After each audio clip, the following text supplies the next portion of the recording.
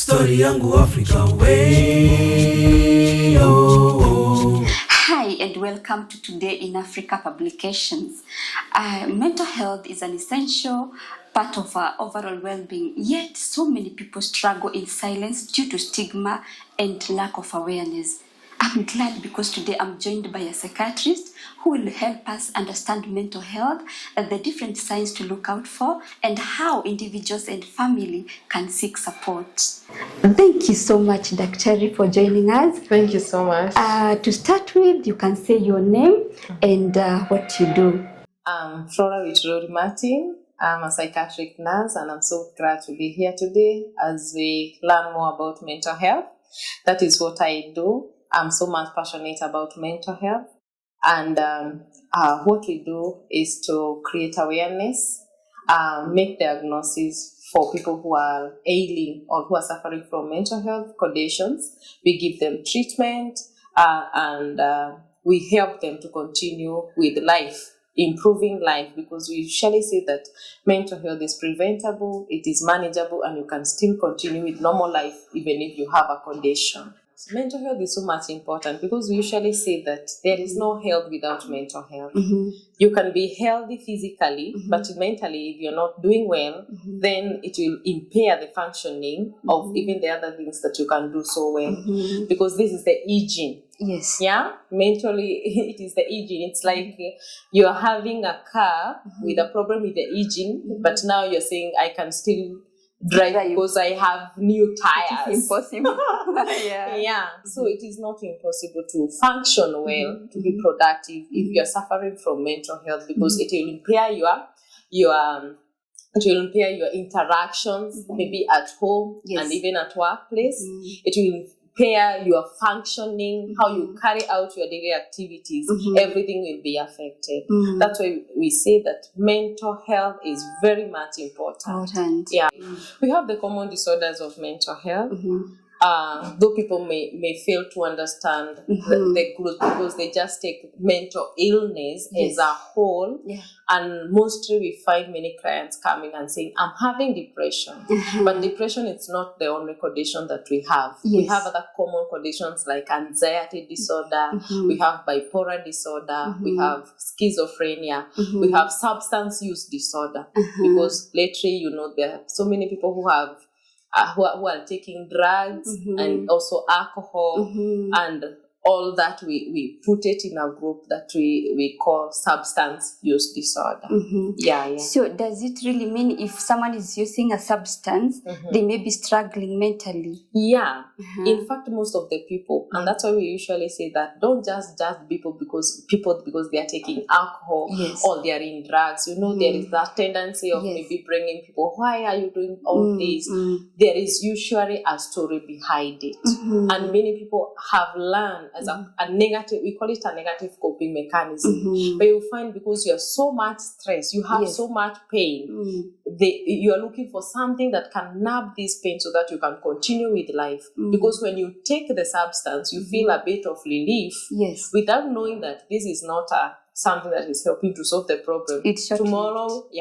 Tomorrow you wake up with the same problem, and then the other day you take the substance and then you become addicted. It becomes another disorder. On the top of the problem that you had at first, now you have already now developed to another disorder because of the addiction. So that's why we call it substance use disorder. You can mention some of those early signs that someone may be struggling mentally or emotionally. There are signs in everything that happens. There are those signals.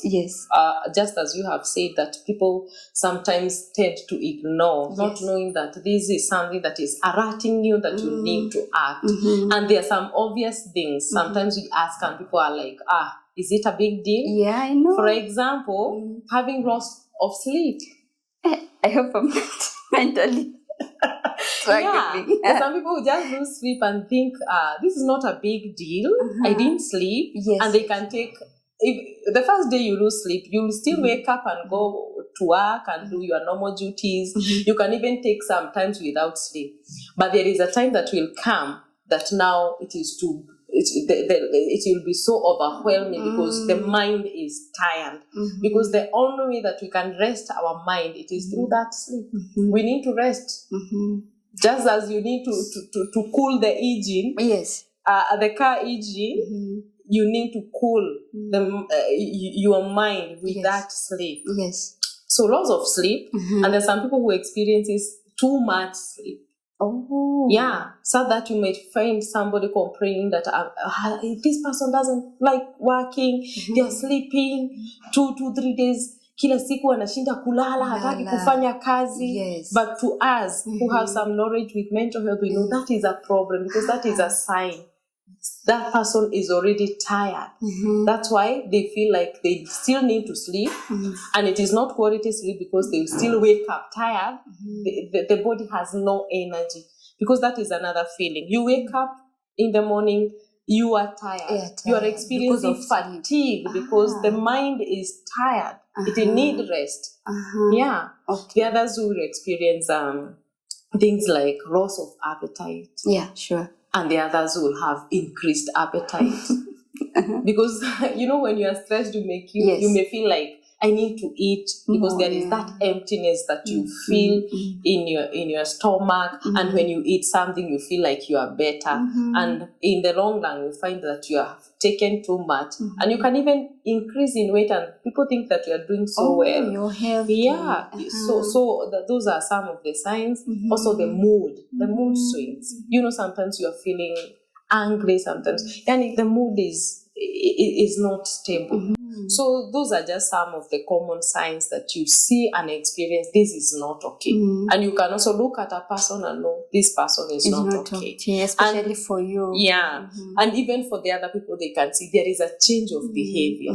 Because you see, somebody who used maybe to be interactive, maybe was active, now they are not active. Maybe this is a person who used to like things maybe like football or all that. The interest now no longer have interest. Somebody who loved their job or their businesses, now they don't feel like even going to that job or that to open up that business. And maybe sometimes community may feel like, mtu hataki kazi, tumejaribu kumfanyia hivi, tumejaribu hafanyi. But it is because this person is becoming overwhelmed by the things that person is going through. Also, you find people experiencing hopelessness. And the reason that we are having rise in suicide, it's because some of these things you can, signs like depression, you can mask. You can go smiling to people, you can still go to work, and you still have these feelings within you. Now what happens when you stay with too much stress?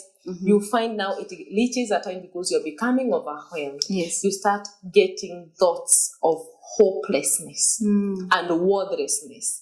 And when you feel like you're no longer important, then you feel like this is too much for me, I am worthless. Then the next thing, the suicidal thoughts start coming in. You feel like it's like death is the solution. I cannot come out of this situation. And that's why you find people with mental illness, they also have that risk of dying by suicide. These days we are saying dying by suicide, not committing suicide, because we are trying to show that it is not a criminal thing. It is out of illness that people are dying because of that sense of hopelessness. And people can express about their hopelessness. You can, because we say that 98% of people who die by suicide, they usually tell a person of their intention, but mtu anasema nikutisha. They assume ama wanasema anatisha. But people will say that I'm feeling like I'm tired with this life. I'm feeling like death is the only solution. I wish I could die. I wish I was not born. They may not say exactly that I'm going to kill myself, but they can say that I'm tired with this life. When somebody says that they are tired with this life, there is something that they mean. And you should not take it lightly. You should know that, why are you tired with life? Because it shows that they're already starting having those suicidal thoughts and saying like death can be a solution to their problem. The factors that affect people or what causes mental illness is anything that can give you stress. And because you find that stress can come out of very many sources, but there are those people that we see that maybe they are at high risk of developing a mental illness. For example, of maybe a biological cause. We see that mental illness lands in family.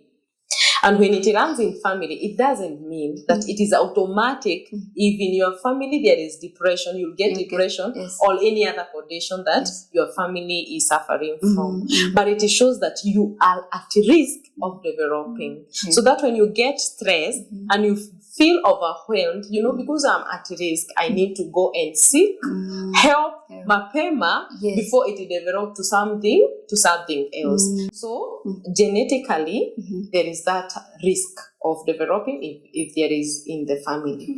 The other things we talk of, even the family issues, like these days we have so many cases of trauma in families, domestic violence, especially the children who are exposed to that violence. There is the way they start developing that trauma that later in life, it will put them at a high risk of developing depression or any other kind of mental illness. We also have many things that are bringing even financial finances. Lack of finances. Like now uchumi iko na shida. So many people are suffering because you cannot afford your basic needs. You are struggling. You are stressed up. I don't know how to do this and that. I don't have money for food, for shelter, for the basic things. So it can really be overwhelming. Something else like workplace stress.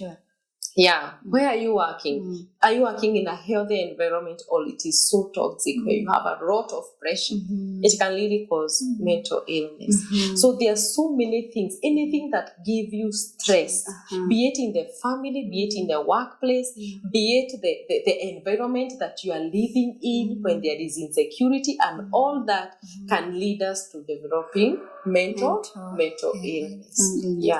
And when someone sometimes we don't even understand whether we are suffering. So you can help us understand when can someone seek professional help.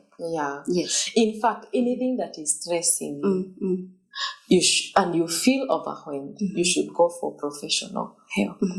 And we see seeking help is not a weakness, because people feel like, this is one I can handle. It's like, how will they take me? It's like I'm not strong enough. It's like I don't know how to do my things.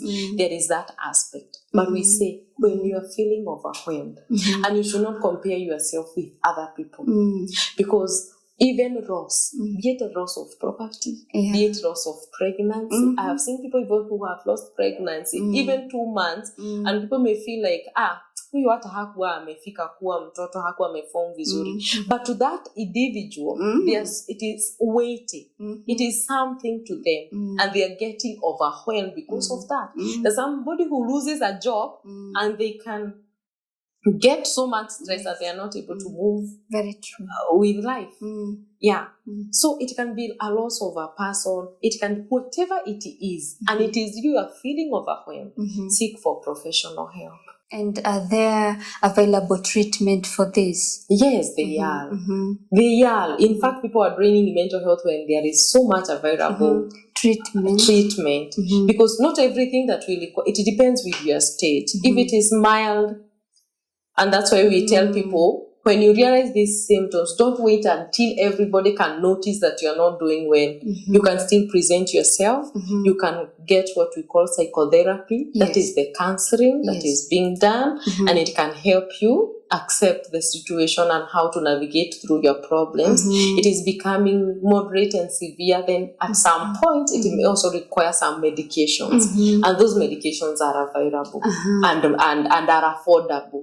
So people should not just fear to seek for help, because there are options on how you can get your problem managed.